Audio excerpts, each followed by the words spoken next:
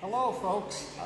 It's time for us to begin, and as others join, they can just come in and take a seat. We do have an agenda, which I've tried to get to everybody. I'm Roger Welkins. I'm your aggregation administrator, and some of you know me. For those who don't, I've been around here for 30 years, working mainly on cooperative development projects. In the past few years, I've turned my attention to community energy projects, which led me to be involved with the aggregation as it came on to the ballot. And when it was passed, I was asked if I would administer the program, which I agreed to do. And so one of the important steps in putting the program in place is this public meeting, the first of two. The second one will be a week from tonight in Amesville at the Grange Hall. And these meetings allow you, the community members, to review the plan for setting up this aggregation council, which brings together Athens City and Athens County in a cooperative effort to then implement the aggregation program. In addition to myself, we have County Commissioner Chris Schmiel and Mayor Paul Weil, but I'll be delivering the main program, which you have in front of you. We also have on our team, but not present tonight, a whole team of energy attorneys from the Ohio Environmental Law Center who have been helping us since we got started on this project and who are going to continue to work with us. We also have the advice and support of a group called NOPEC, which is the Northeast Ohio Public Energy Council. It's the oldest and largest aggregation council in the country. It's here in Ohio in the northeast part of the state. And they formed right after the initial law was passed in 1999. And in their existence, they have saved their members $185 million. Now they have more members than we're proposing. We're starting out with 2. At this point, they probably have 150 townships, municipalities, and counties in their group. But they have been highly successful, and they've offered to share their knowledge and expertise with us. I want to go through the proposed plan of operations and governance, which is outlined on the agenda.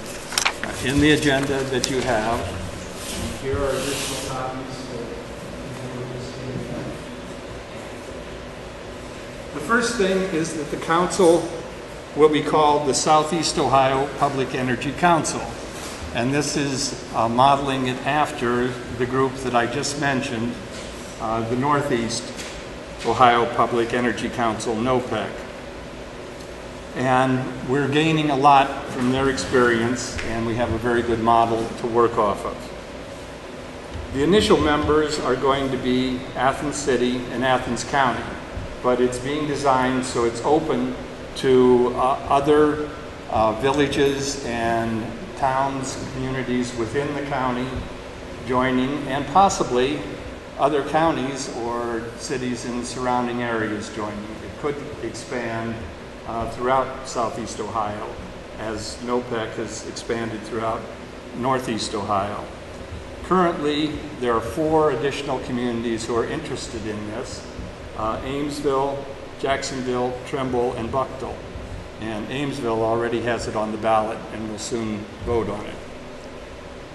The primary goals of this organization are, first and foremost, reasonably priced energy. By pooling our purchasing power, we should be able to get our electric energy at a much more reasonable price. However, that's not our only goal. Because the county and the city is interested in promoting economic development, and because we see that you can save a lot more by investing in energy efficiency than even by buying cheap energy, we want to include in this project ways to bring energy efficiency to the community and to invest in local economic development. Some of that local economic development is going to be in the form of what is increasingly known as distributed production of electricity. And this is a movement that's happening throughout the country. More and more electricity is being generated by wind and solar and tidal power, a variety of power sources that are much closer to where they're being used. And this is transforming the whole utility industry. Our intelligent use of this framework will allow us to get on board with that and turn it into an economic development opportunity rather than sitting on the sidelines and seeing it pass by. In addition, we have the goal to move towards more cleanable and sustainable energy sources. And as I said, to invest in energy efficiency programs and to advance our economic development goals.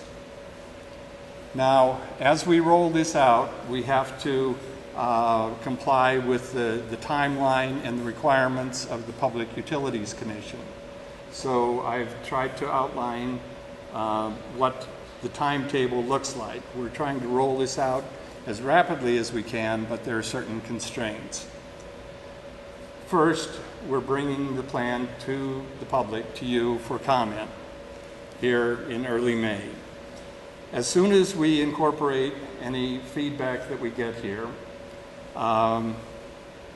and incorporate what we're learning from the advice of groups like NOPEC, we will revise the plan and submit it to the PUCO.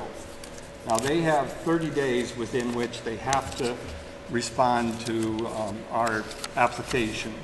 Even while we're waiting for their response, we'll start crafting our request for proposals, which we will send out to potential suppliers.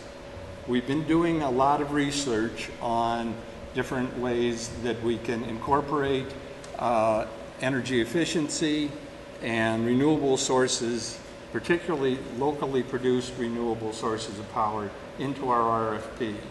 And as we're able to incorporate those more and more, we'll craft the RFP and send it out and see which energy suppliers respond to it.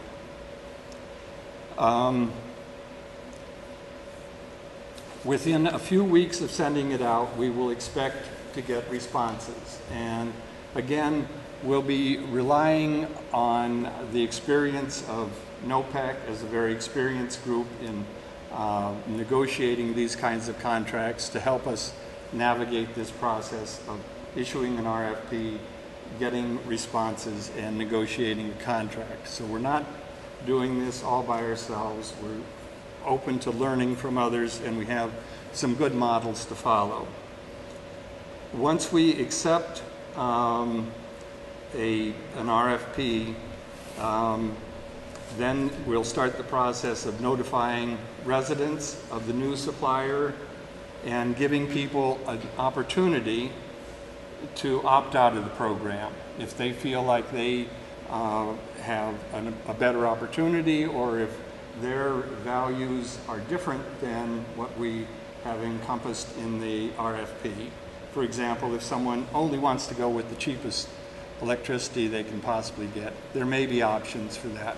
But if they embrace the kind of economic development and energy efficiency goals that we're pursuing, then we think we will have a very good offer that will not only meet individuals' needs, but will help the city and the county develop economically and create more and more of our own local power sources.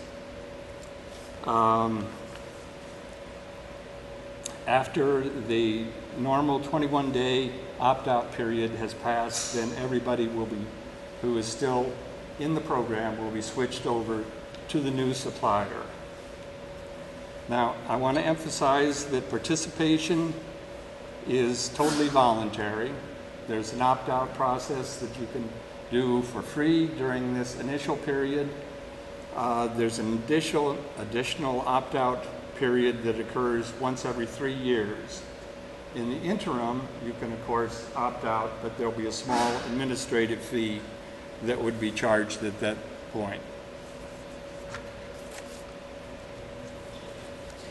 Basically, everybody who is currently an AEP customer is eligible for this, unless they're a large commercial user using more than 700,000 kilowatt hours per year, which is certainly more than I use, or if they're on the percentage of income payment plan. And that's unfortunate, but it's written into the rules and regulations that set this up. We have no control over that. Once we sign a contract with a new supplier, we'll be responsible for overall customer service. However, the supplier will be the direct point of contact. So they'll have a call center number, and we'll be responsible for responding to any glitches or any problems in the transfer to their power or to any aspect of it. However, we'll be watching that very closely and monitoring how well they do. And if they don't respond in a timely way and really deal with problems, then we will take that directly to the PUCO and get them to respond in a more appropriate way. Basically, switching from your current supplier, which is AEP, to this new supplier will be a non-event. You won't really notice much difference except on your bill.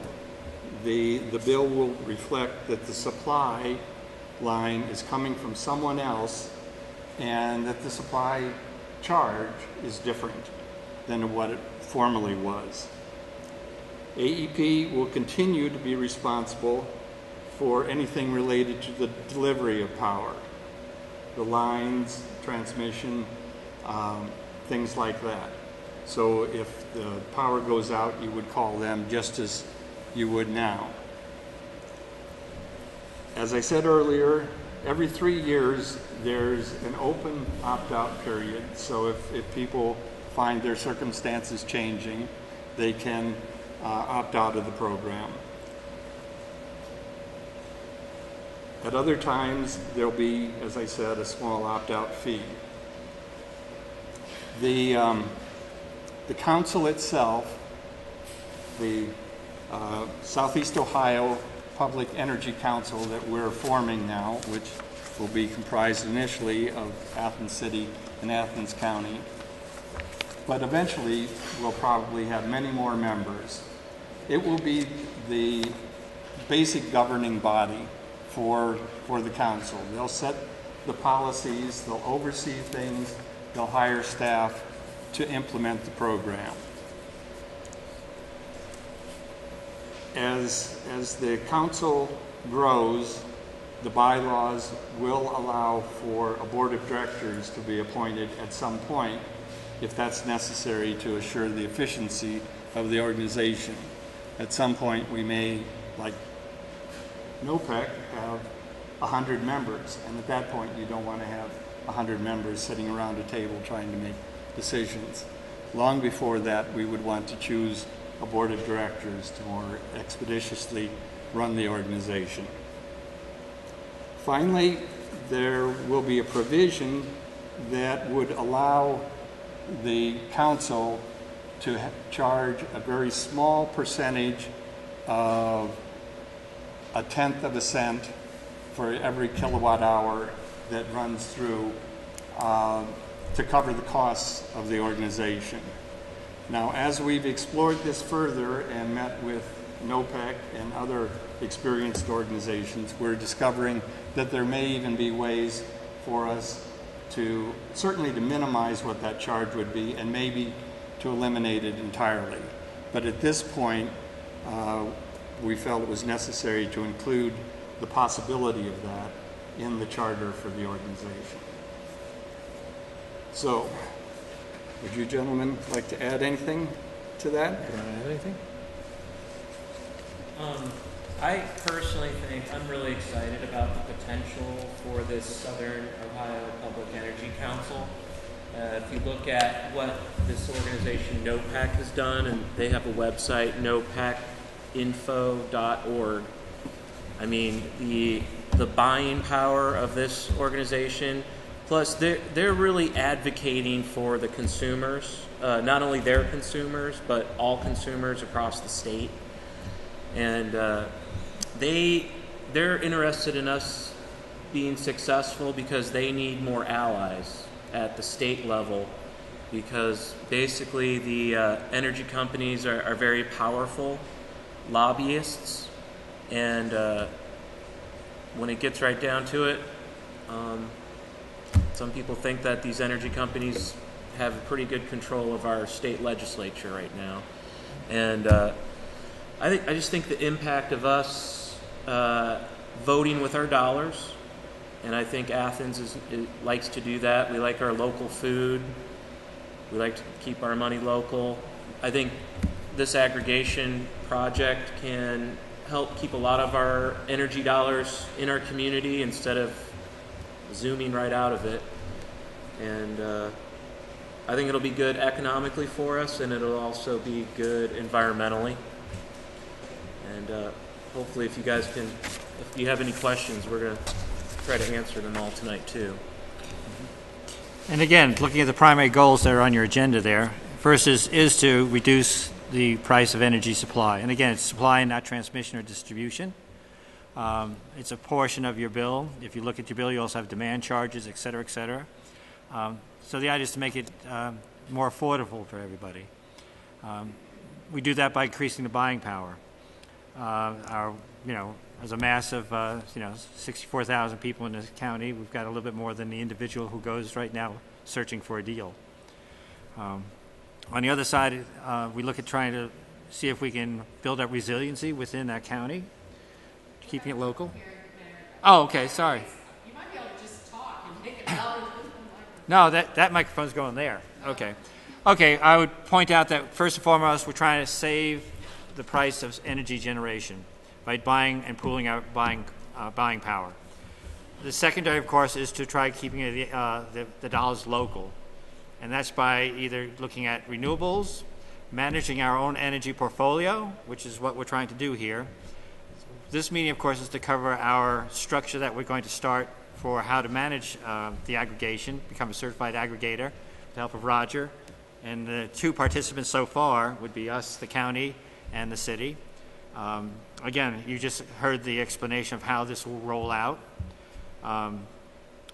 So I guess I really don't need to say more, since I'm obviously not talking loud enough for the most part. But again, really in the long run, I look at saying we're increasing efficiency, but also conservation. We look at hopefully that we can institute some renewable programs to pull in both conservation as well as our local industry that makes the energy, whether solar panels or whatever. That's a long-term project, but we're starting off on it. By the Ohio Revised Code and the PUCO, we have to open it up every 3 years, but that doesn't mean, if we're doing a good service, that should not be a problem. As other entities get involved, and again, we're not, if we think big, it could be this whole southeast Ohio area. But we start with small steps, and the first two is just working together, putting something together, coordinating and sharing our resources, as well as our buying power. And that's all I have to say. Okay. Are there questions?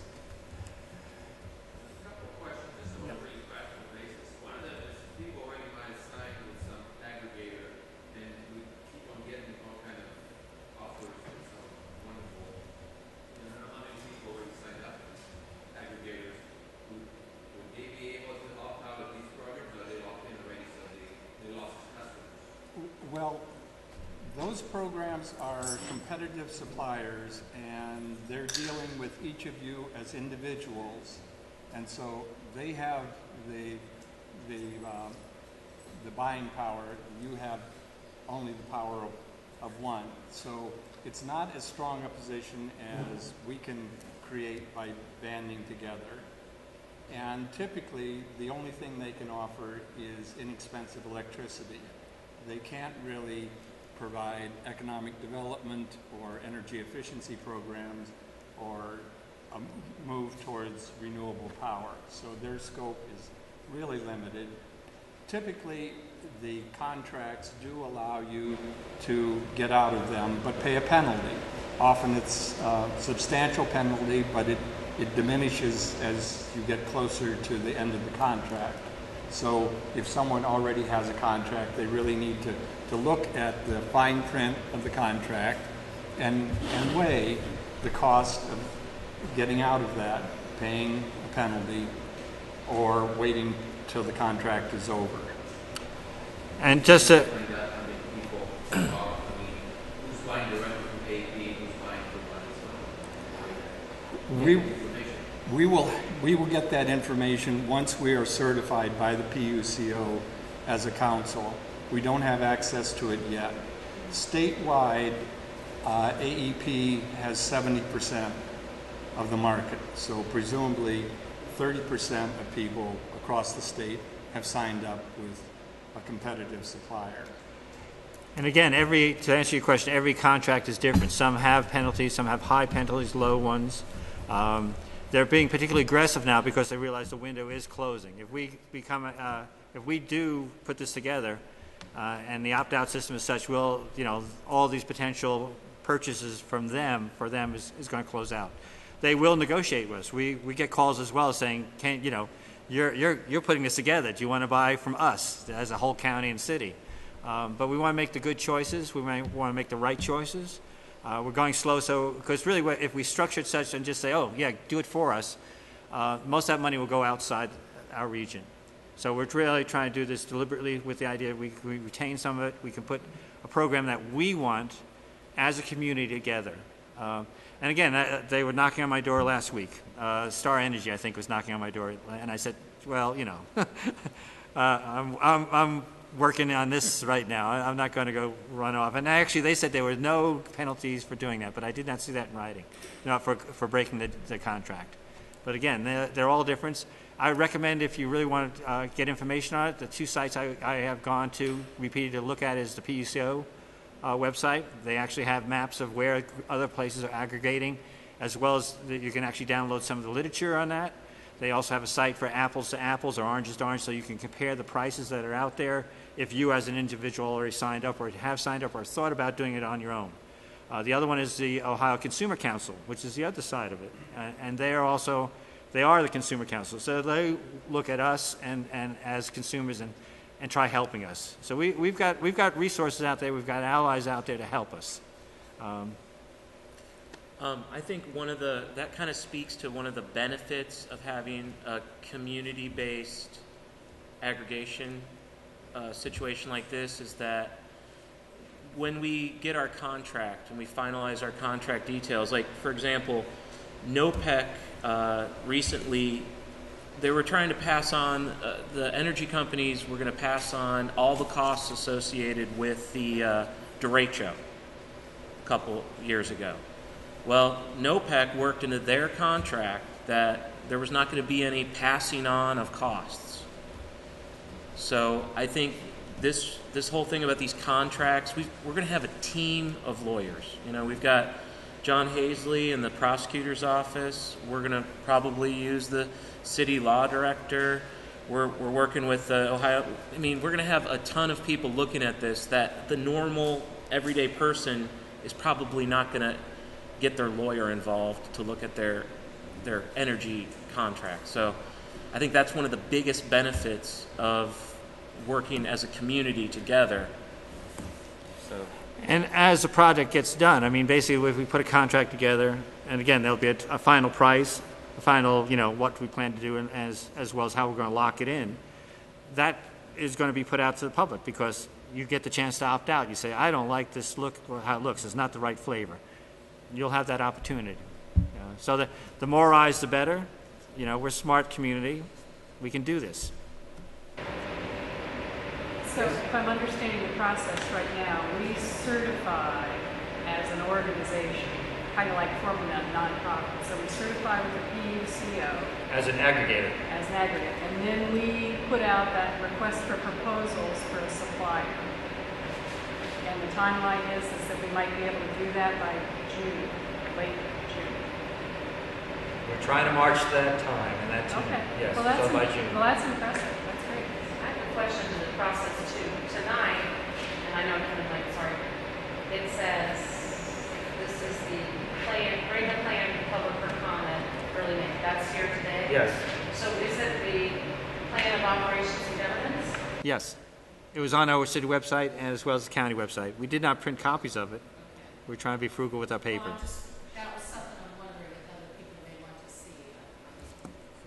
Yes, that is a draft that we've developed working with some of these attorneys we've referred to. It will be modified at least one more round, incorporating any input from the community in this meeting and the meeting in a week in Amesville. Plus, we are consulting with NOPEC and other experience groups, and we may learn some additional things, but we think we have a very good draft at this point. I want to kind of follow up, Roger, on your answer to your question, because your question, I think, is a valid one. It's something that I've often thought about, is how many people already have opted into the mail they get, for I can save X amount of dollars. And you're just saying that 70%, there are 70% that are AEP users right now, leaving 30% that are not. But something to keep in mind is that 30% is also including NOPEC. It's including all of the other aggregators that may be around the state. So it's that percentage is probably even less than that in southeastern Ohio when we look at the percent of people who have already opted into some of their process. But the beauty of that too is that has a contract that should play itself out, and that way someone can weigh out, now it's time to opt out of this one and opt back into. The 70% wasn't 70% of those in an aggregation by AEP. No. 70% are served by AEP. In other words, they haven't chosen a supplier. Their default supplier is AEP, and they're available to choose ours if they want to. On AEP, you actually got two ways you can get it. You can get your power from AEP, which is the 8.1 or something like that, or you can get it from AEP Energy, which is AEP, but it's a spin-off subsidiary. They've spun off the supply, yes. They've kind of like split up like Baby Bells or something. Yeah, and that's good off the generation too. Mine just expires this week at 6.4. It's going up from now. The cheapest I can find is 7.1, and that's First Energy. I think AEP is 7.49 the cheapest. But people have been in areas that are average. Yeah, and also right now, you're going to look at the people here. The main thing they're going to be looking at is to get the cheapest electricity until you can get some specifics on some of these other benefits. Nobody knows what they're going to be now. You got to say, hey, this is the plan. This is what we're going to do. It's going to benefit the area. And you can say, hey, that sounds like a good idea. But we don't have that good idea in our minds yet. So. Well, what NOPEC has been able to do is they've had grant programs available to, if you want to do some energy efficiency in your home, you can apply for a grant. And right now with the energy efficiency goals that the state has and the renewable energy goals, these energy companies have to work towards these goals. And if we in our contract say that we're going to take care of all that work for them, because right now AEP contracts with this company called DNKV or something, and they help implement the incentive programs and things like that. Well, we could do that for them, and in our contract we would get all that money that they're spending on those customers. I think we heard the other day that electric companies are spending up to $80 per customer. So we could get all that money, put it into this grant program, and there's a lot of innovative stuff going on around the country and even in Ohio. Up in Oberlin, they have a guy, he's like an energy coach. He goes around, he works with pretty much anybody who wants to do it. They look at your home, they look at all your energy, do an energy audit. They help figure out ways to implement this stuff. All this energy work ties into this Georgetown University Energy Prize competition, which Athens County is participating in as well. There's also a lot of other financing mechanisms that we're exploring to do even more. And the cheapest form of power that we have right now is energy efficiency. Half of the amount of energy that we're producing is being wasted. And so, we can reduce your cost of electric, but if we can reduce your need for electric, that's a lot more powerful. So, Good way to save dollars. I just wanted to say that for the last 4 years, we had chosen a different supplier. But luckily, our contract just ended, and we didn't renew it. So we're all set to go. And I hope lots of other people will not renew or, whenever theirs comes up, or even consider getting out early. But I'm really, really excited and appreciative of what you're putting together in terms of wedding it with community economic development and local control of energy. I just think that's going to be really helpful to communities to have more control of our supply over time. So thank you for being so visionary and thoughtful about it. And I would certainly sacrifice some of the cheapest in order for this to come, but I hear you, Chris, saying that there are all these innovations and other avenues for even keeping that price down really low in negotiating contracts by doing some of the work that they would otherwise be having to do. So anyway, I wanted to ask, how do people who are already supplying their own fit in here? Grid tie you're talking about? Grid tied or not. Some are doing partial, some are providing all of their own, and some, like William Beal, are providing some for other people too. How does that fit in with the aggregation? Are they out of it, or can they be part of it too? How does that work?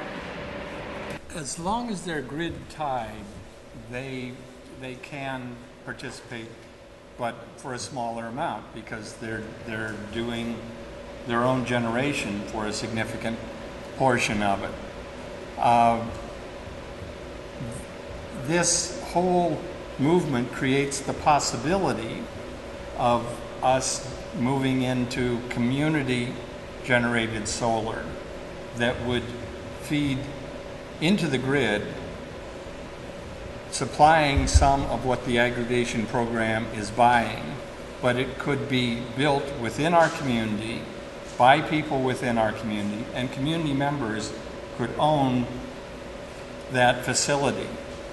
So that's a further step beyond like solar on your rooftop.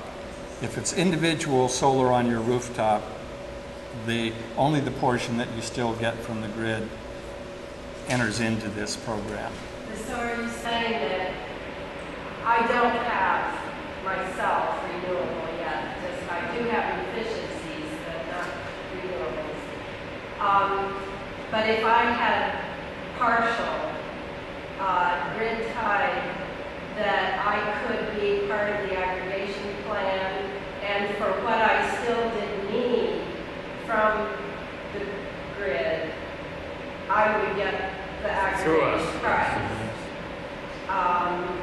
For people who feed back into the grid, they already get some break. Would they get a break on top of the aggregated price?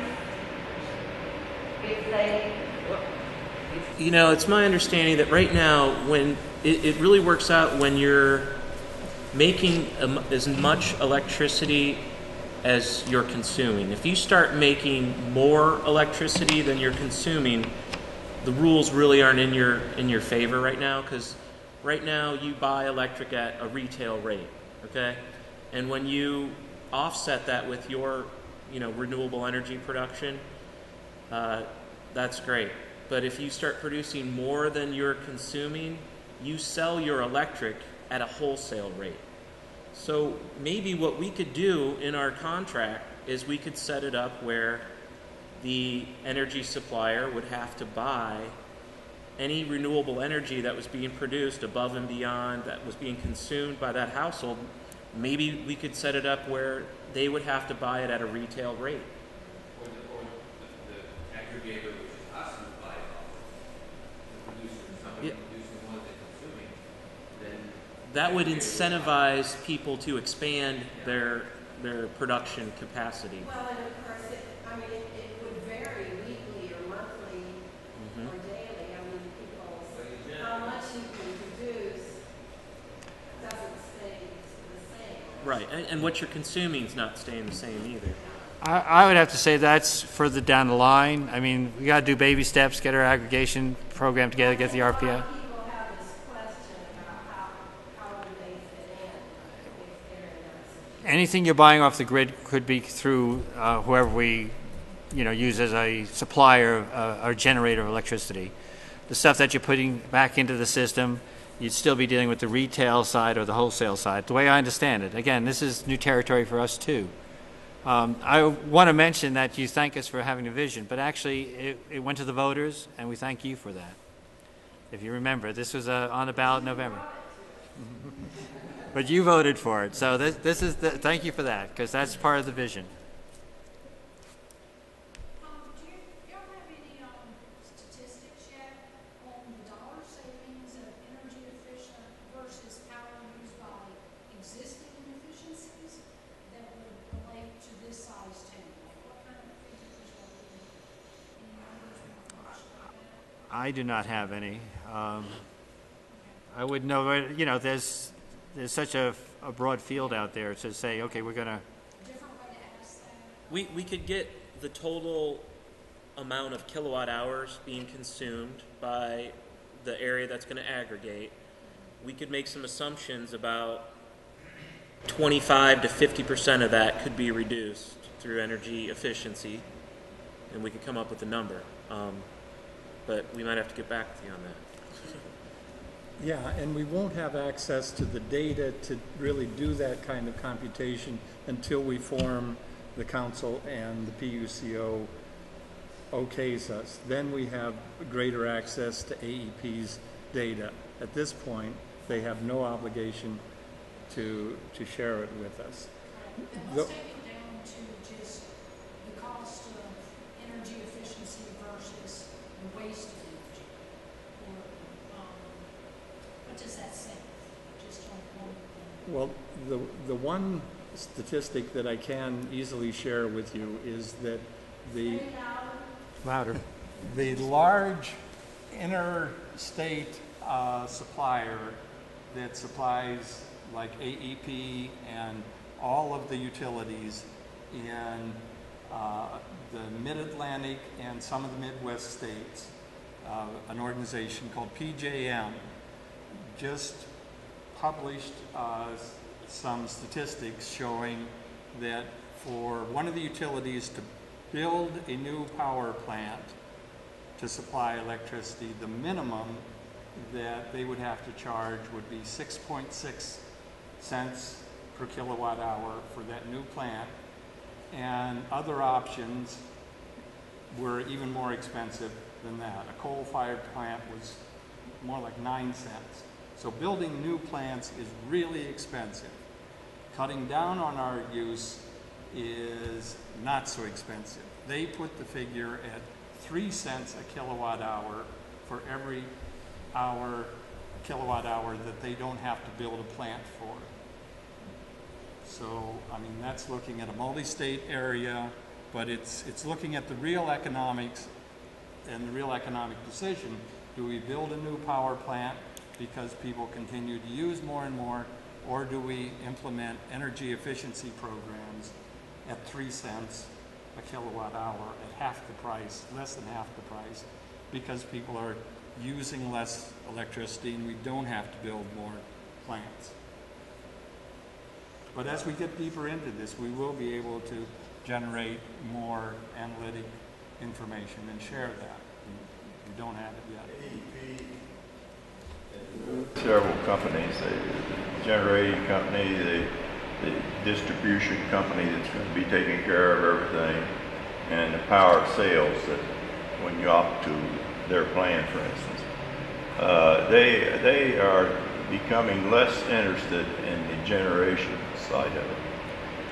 They're having to close a number of coal-fired plants. They have no interest in building new plants. They'd rather buy the power from other places that have generating plants. In Pasadena, they do that now to a large extent. Nothing we're going to see here close, I don't think, but they have some huge wind farms down in Texas. It's part of their system. And if you look at their website, they said that they're competitive with the coal-fired plants, but they've been doing that for a long time, so they got the bugs worked out. The other thing AEP's doing, it's just on their rates, you can get a rate that's 100% renewable power. It's like 0.020 more than their regular rate, but you can get 100. And there's some other companies that'll go 50%, but there's 2 or 3 of them that'll do 100%. Of course, when you plug your light in the plug, you don't know if that power is coming from a coal-fired plant or you're supporting the system that has to have so much renewable power by state law in different states, Ohio's one. And you're supporting that by paying for some of the renewable power, but you don't know what you're getting out of the outlet is renewable or not. No way of telling that because everything's tied together. Right, and an electron is an electron, right, regardless of where it comes from. However, there is a major difference between buying renewable energy credits from a wind farm in Texas or Oklahoma versus our building our own generation capacity here in Athens County in terms of the economics of it. We can generate a lot of jobs by creating our own capacity to generate power here. And once that facility is created, then the dollars that we pay month by month, year by year, stay in this community rather than flowing out of the community. And that amounts to tens of millions of dollars per year just for Athens County in terms of what is paid for electric power. So it can be a major boon to our economy here. It's going to take time to roll it out and careful planning, but it seems like a very fruitful direction for us to be moving. Yeah, that's pretty ambitious, though, to be able to produce local power that's going to be competitive price-wise with the power you're getting from the power companies. This center here, for example, they get no benefit price-wise at all from the power, right? They pay the guys that built the solar panels, and they have a guarantee they won't pay more than AEP's rate. But they don't get any actual benefit other than supporting the environmental side of it, which Athens likes to do, and somebody else paying for it. Well, again, I think it's not like we're going to open this up, next week or 3 weeks from now or a month from now and all of a sudden have local power. But the goal is to try supplanting windmills in Texas to something more local. When you look at the same thing in terms of going to the farmer's market where you're buying from your neighbor who can take that money and turn around and buy something else in the county. When we say local, there's a cartoon I think I saw about a month ago. There's these Martians at a farmer's market says, look, it's local, it's in the galaxy, So, local is a pretty, you know, a sketchy number, and it's not like we could generate all the power we require as a county or a city just by saying, hey, we're going to keep it in the county or city. It'd be nice if we do that, we could just go like that and it happened, but the goal is to get there eventually. The goal is we have, 3 or 4 solar panel installation companies locally. 5, okay, I lose count of them. We have a company that actually is totally devoted to just making the stands for solar panels, you know? So there's a lot of local industry happening there. How do we nourish it? No different than going to the farmer in the farmer's market and says, you know, the whole concept of a 30-mile meal. I don't think we're going to get a 30-mile energy portfolio immediately, but maybe someday down the line. I mean, there's the conversation about the, Noble County Turning Point Solar Farm. You know, Noble County is, you know, that's a good place for it. It's an old AEP coal mine, strip mine area. So if they can put solar panels there, you know, that would be, the jobs would be there. Not that I really want to help Noble County 100%, but that's local to me. That's much more local than Texas. Okay? So that's where we're going to go. We're trying to get that path going. We're starting, again, baby steps from my point of view. Not that we're going to, if we go hard, it would be expensive. We couldn't get the price saying, yes, we want, you know, buffalo chip generated methane producers or something like that. It's not going to happen, you know. But we have to start saying, where do we want to go? Where do we want to go in the long term? And when you talk about the, you know, the cost of the solar panels, you know, this week there'll be a bike rodeo underneath it. So they'll be getting shade as well as, you know, electricity. There's intangibles that aren't in the equation these days. You know, we have a tendency to look at just immediacy. Sorry, I'm talking too much. Am I talking too low? I just want to say that, like, energy is such an important topic that we need to get in the game. And this is an opportunity for us to do that and get more sophisticated and understand, you know, how we can control our destiny. Gloucester, for example, a little G town out there on the other side of the county, they have their own municipal energy and water company, okay? And if they didn't have that, they would not have any police right now. They would not have a lot of the street work that they're doing. I was just talking with some folks up there. They buy energy at a wholesale rate. They turn around and sell it at a retail rate. And that's what NOPEC set up too. So we can do, like I'm saying, there's a lot of sophisticated things that are going to be going on, that are already going on behind the scenes. But if people around here, we're not even in the game. If you go to the PUCO website, you look at the communities that are aggregated in the state, and there's a big open area down here in this part of the state. So I think if we can do anything close to what NOPEC's done in 15 years, if we can start moving in that direction, we're going to generate a lot of wealth. This is the poorest part of the state. You know, we need to keep as much of our wealth here as possible. And that gives us a lot more opportunity. If we are one of the poor parts of the state, means we have a higher hill to climb, but the difference will be a lot more greater. We'll see a lot more effect on it. And again, to get in the game and start playing with that. And we have a lot of smart people in this town. There's a lot of smart people in this county. We can probably add on. You know, we can take the models that are out there right now and improve upon it. You're emceeing this. Go for it. Go ahead, Marty. I just wondered, what's the county gonna do? I understand you're already in a different aggregation pool. Can you get out of it and join us? Actually, we're right at the right phase for the last contract to be up and the new contract to be initiated. So yeah, we haven't actually talked about that specifically, but we're aware of it. And I guess basically we're just going to have to wait until, you know. Are you talking about the county entity or the rural district? Which are you talking about? I think Marty's speaking about all the county buildings. Oh, all okay. of our meters are already part of an aggregation project. Okay. So, but yeah, we're going to get all those meters into our pool. Steve? I just wanted to mention, I know you guys have been talking solar and all the different types of renewables. Another one to keep in mind, which is I think fascinating, is microhydro with the Hocking River, which is small, but you can have small systems. You know, for that matter, the border of the Ohio River, you can use the Ohio River as a microhydro source as well. There's a lot of, I think, cool exploration that can be looked at and fed into the entire irrigation plan that we're looking at. City of Jackson, right? City of Jackson has a municipal energy company. They've invested in microhydro in the Ohio. The city of Stockport is entirely run off of hydro. So there's models out there that we can duplicate. Really, again, all we're talking about is the structure we're going to end up with as for governance. And that will, again, it's easy because it's just the two of us, but, you know, but at the same time, we will grow, and we want to make sure we're going to do it properly. And as Chris was saying, this is really our entree into the game.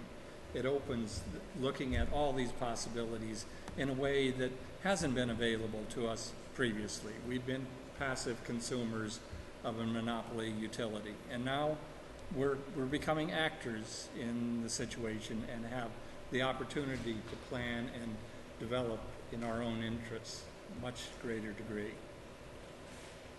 Yeah. Larry. You talked solar power. Now I'm interested in the council, if you will, find out how much reduced cost of the equipment and the installation on solar power if we had a collective of maybe 10 homes decided we'd go that, or 50 homes, and you kind of negotiated that price, and you could advertise it to us, and you might get some people to sign up. But then I'm thinking, is that in competition with your aggregate that you're trying to negotiate electrical rates? And would that be self-defeating? So there's two questions here. Well, we are doing research, talking both with solar developers and installers about different options like this. And if we create community solar that feeds into the grid and is part of the contract for our purchase, then it directly supports it. If we create a cooperative structure that bypasses that, then that's like a group of people putting solar on their own roofs. There are economic benefits to both schemes. We want to build aggregation, but I would say we have a spectrum of goals here. And so it's not a simple trade-off. Either situation could be very beneficial for the individuals and for the community. It might actually end up to be part of the choice of how we want to structure it and where we want to go in terms of renewables, what you're talking about. If you remember 2009 and 8, Allahu Ghazni actually was talking in terms of getting stimulus package of actually trying to put together a revolving loan fund for a solar panel installation. It required quite a chunk of seed money, which we did not get and therefore fell apart.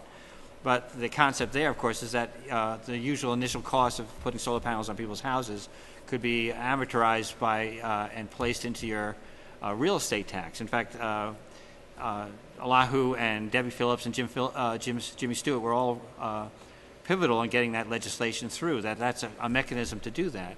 That's for the individual. In terms of co-ops, that's a different model as well. So there's lots of ways to do this, you know. Each one has its pluses and minuses, and we're going to be looking at that, pros and cons, and how the structure will look. This is a good segue point to talk about Senate Bill 310, which has just had the fourth hearing yesterday. And there's standards that are in place at the state level for energy efficiency goals and a renewable energy portfolio. Senator Troy Balderson proposed this legislation which would hold all energy efficiency and renewable energy goals at current levels. Okay, so we need to defeat that Senate Bill 310, and if that happens, then there's going to continually be a rising goal of energy efficiency and renewable energy production. So the more, if that were to go away and those goals continue to be there, if we can get more solar panel projects going, we're going to be doing the work for the energy companies. So we're going to create a lot of value for them to reach those goals. And it's also going to benefit you as a consumer because you're going to reduce your costs of your electric. So, Senate Bill 310, okay? Part of the rationale why that's passing is they're saying it doesn't help the jobs, it's not efficient in terms of use of resources. But again, 5 companies in Athens, County of Athens doing solar panels. That's local jobs at that point, you know. The maintenance of solar panels, the installation, and unfortunately the manufacturer is not here, but you know, it'd be nice. But the fact is, if you have to build another power plant, which one of you want to have a power plant next to you? I mean, if we have to build another one, where's it going to go? Who's going to be in love with it as a neighbor? Whether coal or gas or whatever, you know. So if we can do the low-hanging fruit, which is efficiencies and conservation, and as I say, a decentralized system, so we're not at the mercy of the mega companies at this point. I think that's all to the good. Again, baby steps. I think we're getting way ahead of ourselves in this public hearing is to say, okay, how would you like to see the governance? You know, and I don't want to bring it on. You're the MC man. But the fact is that, you know, we're taking baby steps and we're going to go in this direction, and it's good to blue sky it, but we still have to get there. And I thank you for the questions. I'm glad I'm hearing them too. I'm not trying to squash you down and do anything like that, but you know, again, it's nice, but you know. Well, my sense has been that the people gathered here really do think that the direction we're going, the kind of organization we're setting up here is appropriate and useful. And so their minds are immediately turning to what lies beyond this. Are there any questions on the structure and the governance of this council? Well, you know, you just said people here obviously be interested in that project. Can you think of somebody that would be against it? And why would they want to do it? Are you mean against the governance structure or against the? Aggregation. You know, I don't see any downside to it. To the individual. I think if they did not trust their judgment, but again, they still will have the opportunity to opt out and go it alone. So, you know, maybe because it is an opt-out situation, they may be leery of the mechanism. Because as I say, the two process for aggregation is an opt-in system where it takes an active participant, and the opt-out, of course, is that it takes active to get out of the system. Maybe they would think that we're assuming a certain amount of laziness and we're going to hoodwink somebody or something. I don't know. I mean, there are some rugged individuals out there, and they're probably off the grid anyway. But at the same time, I understand there's always trepidation when you put a group of people together. The goals, you know, it becomes a collective goal, and maybe that's not suitable. And again, I'm just speculating. I'm not of that mindset, but you try putting yourself in the other shoes and say, what are the problems? What are the impediments, so to speak? And what? There's fear out there about government. Oh yeah, fear of the government, you know.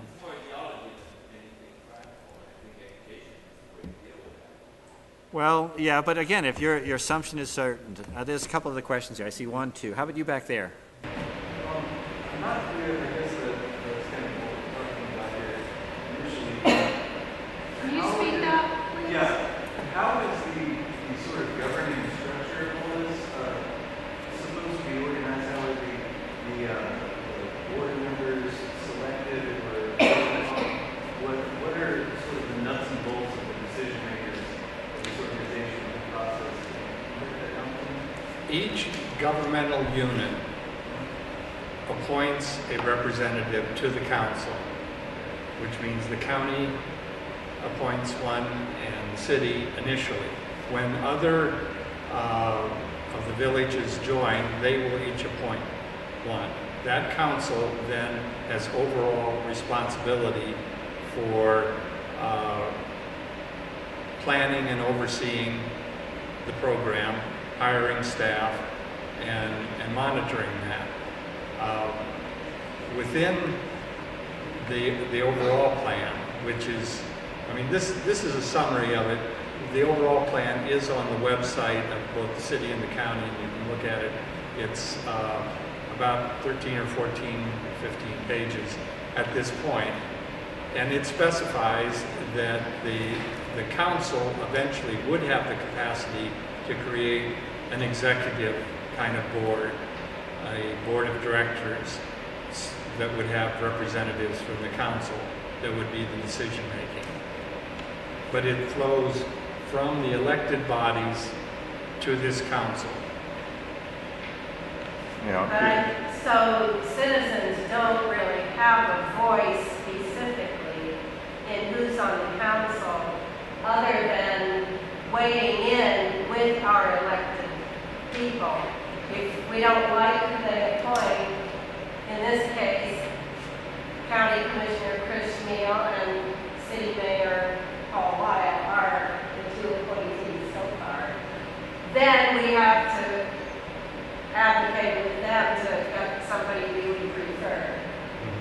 But otherwise, I think the other parts of this is that you stay in communication with the community. And I understand that when the plan is approved, it will be made available. And when the RFP is drafted and ready to go out, we will be informed about it. Yes. And when you've selected a supplier, we will be informed about that.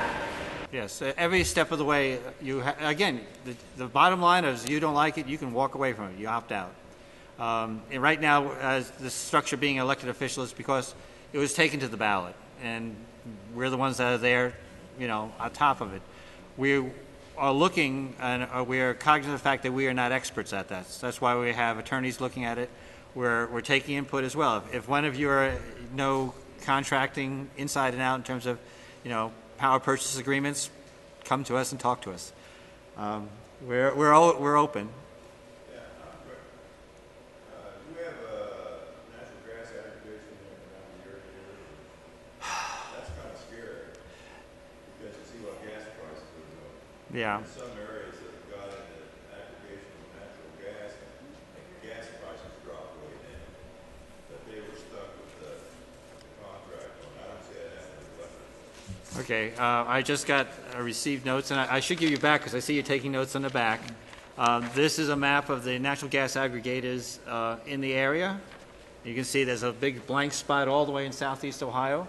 Actually, by ballot in 2009, we did put it on the ballot, and we have the power to aggregate as a city.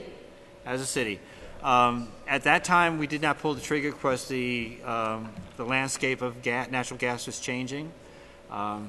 I've been remiss in trying to start it up again, mostly through my ignorance of it. I know there's some city council members who'd like to move forward with it, and if they want to take the reins, I will not stop them. NOPEC, they have 500 electric customers, and they have about 500,000 electric meters, and they have about 300,000 gas. So they do electric and gas, and this council's set up to be able to do that if we want to as well. It requires putting on the ballot at the county level as well and the village level. And they are pretty proud of what they did with their natural gas purchasing. They're buying all Ohio natural gas. So. However, I think there are good reasons for us to learn how to do this aggregation with the electricity and then turn our sights to other areas like gas. It's very much a learning process. And to quote somebody who keeps us on train, one monkey, one banana. Okay? So we're working on one thing right now, and we're going to focus on that.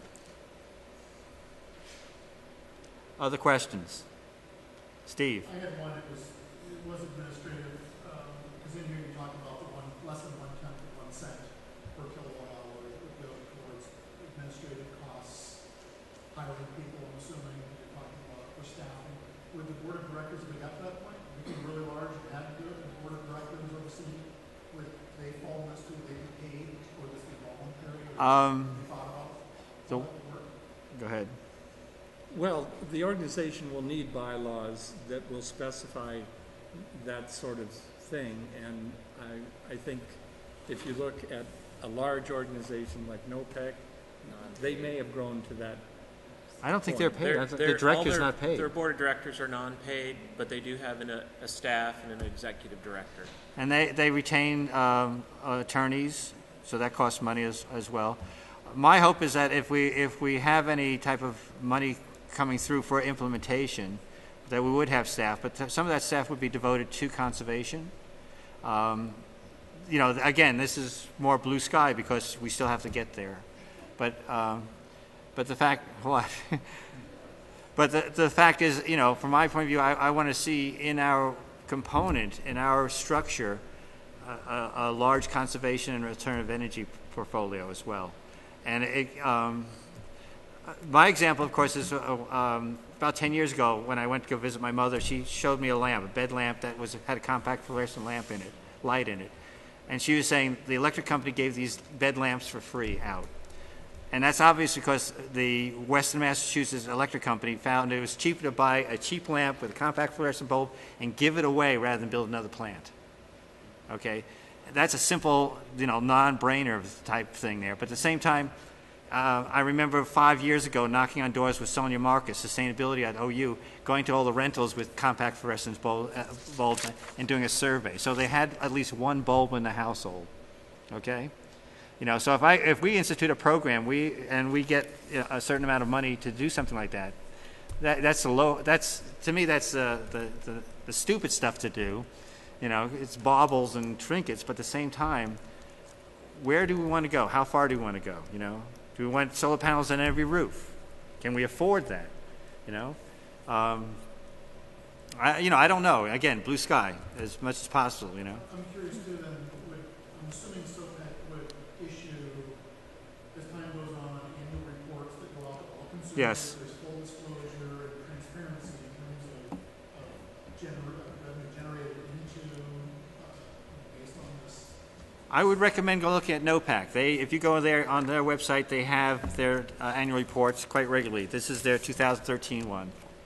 They show how much money going in, how much money going out. They talked about the fact that they've actually given rebates to their participants. They had a war chest of, what was it, 13 million, they said? 35 million. Something like that.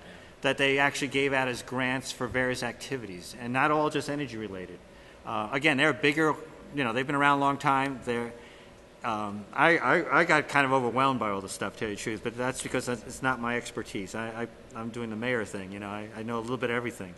But at the same time, the possibilities are there that we could institute programs. They actually talked about they did rebates when they were able to save money by skillful negotiations with the energy companies. They talked about watching the bills and noticing that there was a tariff that was supposed to come off at a certain time, but it didn't. They caught it, $800,000. That went right back to all the customers. And it said on their bill, you got a bonus of $1.40 or something per customer. But that added up when you've got, you know, 500,000 electric customers. I got one more extra NOPEC folder if anybody would like one. Otherwise, their website has a lot of this stuff on there. Just a really simple technical question. When all that stuff goes through, are we still going to get a bill from AEP the same and we pay AEP? Yes. As far as the consumer, you're not going to see a difference. If you didn't know what was going on, you wouldn't know. Yes. Right, and that's part of the reason why we're trying to tell people, because it would not be obvious just from the billing. What about the transmission? I mean, part of the bill you get is generation, but then you have the transmission charge. Is that negotiable? Or is that No. non-negotiable? That's not part of the package. It's really just generation. Again, you have transmission, distribution, and demand are the other factors that are in your bill. In fact, if you signed on to one of these organizations or other brokers, you would see what the broker is in your bill at that point. And I would hope if you did that, you also got a discount of some kind in the process. Good. I have a observation and a question. First of all, like I mentioned about 2 weeks ago, when we had someone read our meter, they indicated that there was going to be a meeting and talk about everything we're talking about. Don't get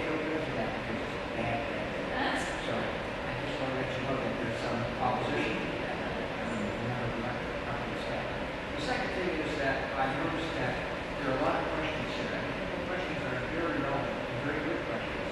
But also probably a lot of people that aren't here, they have the same kind of questions that are being asked right now. So on your website, is there a place where you can ask your question and get an answer? So you can deal with some of the issues that we're talking about and get an answer rather than having someone call you up and having your phone locked in for about 20 hours, you know, to make a question about this. I don't know if we're going to put something in place for that, are we? At the same time, the emails are out there. There's got to be a place that we have to post our comments. Yeah, I don't know about interaction. How you get answers for it. At this point, we have a published email address that will respond to questions. We want to look at ways that we can create a larger public forum for responding in a way that answering one person provides information to anyone else who might have a similar question. But I think all of these questions are not relevant, but some of the questions that a lot of other people would have that aren't here, and some of them should either have something that they should answer. Just frequently asked questions. Yeah, we'll put an FAQ together as they come in. Yes. Plus, we'll have the videotape of this event will be airing on the city website. yeah, we're both videotaping and taking notes so that we will be able to comb through there and see what the questions have been and publish responses to them that everyone can see. Yep. We're getting there. What is the website for NOPEC? nopecinfo.org. NOPECinfo.org. Yes. Do we have, certainly a separate website for SOPEC, or is it always going to be tailing off of? No, we're gonna, right now you have the what is it? Activation. It should be on your agenda right now. It's at the bottom of the Yeah. page 2 of the agenda. That's just an issue. Yeah, we just have stuff on the city and the county site now. But if we, after we go through all these hoops, yeah, we'll probably get the We will have. SOPEC website. Yep. We'll rebranding. Do you have any idea why someone came over and changed our electric meter today? No, but I know they're going to electric readings, I think, so they don't have to get out of the car anymore and deal with the dogs. These are not the smart meters, though. That's smart.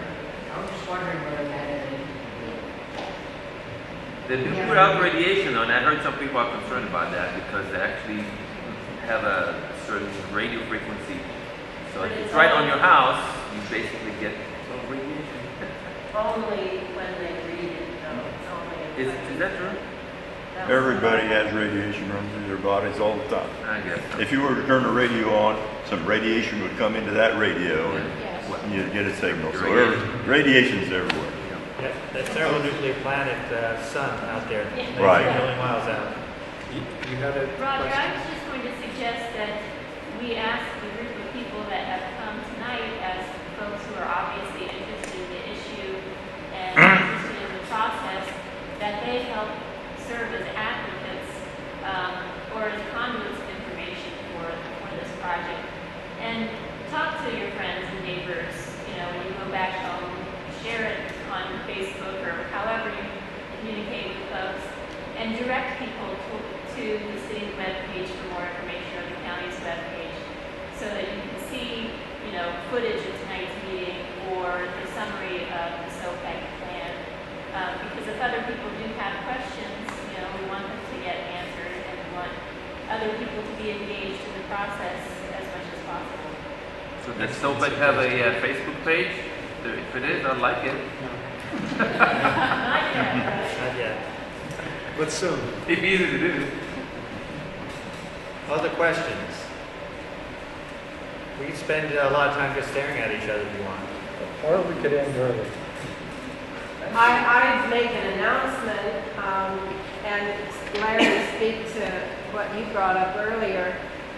The Appalachian Renewable Energy Consumer Cooperative is in operation. It's also in early stages, but it's a cooperative of electric consumers, energy consumers, who are banding together to support each other and pool resources and knowledge and interest to perhaps to go together and negotiate on behalf of several consumers together for renewable installations and energy efficiency activities. So we're already beginning to implement some of this. The aggregation program isn't yet quite ready to get started on. Our next meeting is, Mother's Day? I'd like to be Mother's Day. I think, yeah, the second Sunday. So anyway, these flyers are on the back chair as you go out. Anyone who is interested. Our meetings are quite interesting and not too long. So you're all welcome to come and explore some more how we can get support for doing what we all want to try to do. Get more efficient with energy use and find more ways to source renewables. And that's as grassroots as you get.